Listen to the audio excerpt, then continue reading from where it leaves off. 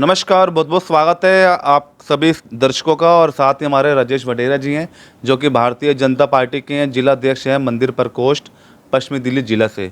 आइए इनसे सीधी चर्चा करेंगे पहलगाम आतंकी हमले को लेकर क्या इनकी प्रक्रिया है, इनसे सीधी चर्चा करेंगे। सर बहुत बहुत स्वागत है आपका राजेश जी।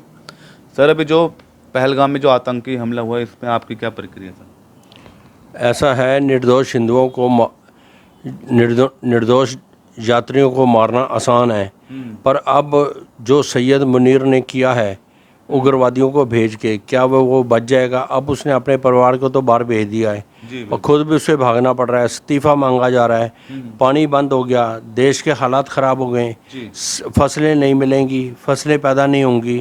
अब मोदी जी क्या इसको छोड़ देंगे? मोदी जी ने एक एक को घर से निकाल के मारेंगे। जनता को, निर्दोष को मारना बड़ा आसान है, उसके बाद भारत से, मोदी जी से बच के निकलना। हमारी इतनी बड़ी मिलिट्री है, हमारी इतनी बड़ी फौज है, कब तक भागोगे? अभी तो मैं ज्योतिषाचार्य भी हूँ। अच्छा। अभी 1 मई से चंद्रमा मंगल के नक्षत्र में आ रहा है, उस समय कुछ बड़ा होने जा रहा है, वो सोच भी नहीं सकते क्या होगा।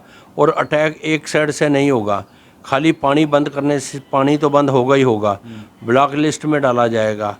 और क्या क्या होगा, इन्होंने, मोदी जी ने क्या बोला है कि तुम्हारे को मिट्टी में मिला देंगे। मिट्टी में मिलाने के लिए इसकी कल्पना नहीं कर सकते कि देश के कितने टुकड़े होंगे, इनके कितने टुकड़े होंगे, कितने परिवारों को भूखा रहना पड़ेगा इन उग्रवादियों के चक्कर में।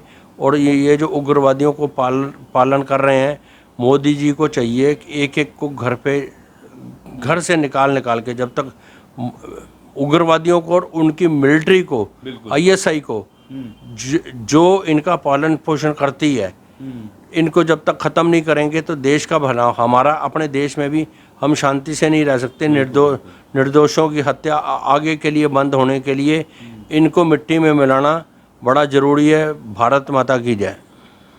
सर कुछ आपसे दिल्ली की राजनीति पे बात कर लेते हैं। 27 साल बाद आपकी सरकार बनी है, मुख्यमंत्री रेखा गुप्ता जी हैं, एक संघ से जुड़ी हुई हैं, तो क्या लगता है आने वाला जो समय है, मोदी जी का जो संकल्प है विकसित दिल्ली का, लगातार वो अधिकारियों के साथ निरीक्षण भी कर रही हैं, तो कैसा रहने वाला दिल्ली का माहौल? दिल्ली में रेखा गुप्ता जी बहुत अच्छा काम कर रही हैं, पर उनको जो अपने वायदे किए हुए हैं, कृपया वो वायदे अपने पूरे करें। ज़्यादा महिलाएं इस समय नाराज़ हो रही हैं, उनसे उनको बड़ी उम्मीदें थी, भारतीय जनता पार्टी से भी, और सबसे ज़्यादा तो मोदी जी से उम्मीदें थी।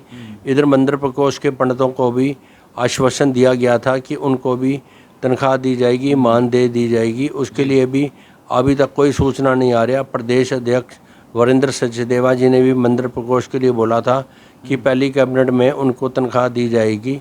मेरा वीरेंद्र सचदेवा जी से भी निवेदन है कि जो आपने वायदे किए हैं उन्हें पूरा करो, नहीं तो उन ब्राह्मणों को, पंडितों को आश्वासन तो दो, क्योंकि मैं मंदिर प्रकोष्ठ का जिला अध्यक्ष हूँ, तो मेरे पास बार बार पंडितों के फ़ोन आ रहे हैं। कृपया उनके ऊपर गौर करें, ध्यान दें, और अगर अभी किसी कारण से अगर संभव नहीं है तो उनको एक किसी न किसी तरीके उनको सूचना पहुंचाई जाए कि भैया अभी कुछ टाइम रुक जाओ, कि हमें ये अरविंद केजरीवाल की सरकार ने सारा खजाना खाली कर दिया है, अभी हम इसको कैसे बनाएं। और साथ में मोदी राज में कोई भी काम वैसे तो होता ही नहीं, हर काम ऑनलाइन होता है। अगर महिलाओं को भी देना है तो उनको पोर्टल बनाना पड़ेगा, पंडितों को देना है पोर्टल बनाना पड़ेगा। और हमारे मंदिर प्रकोष्ठ के प्रदेश अध्यक्ष माननीय करनैल सिंह, वो तो दिन रात 3 साल के अंदर उन्होंने 6 साल से ज़्यादा काम किया है।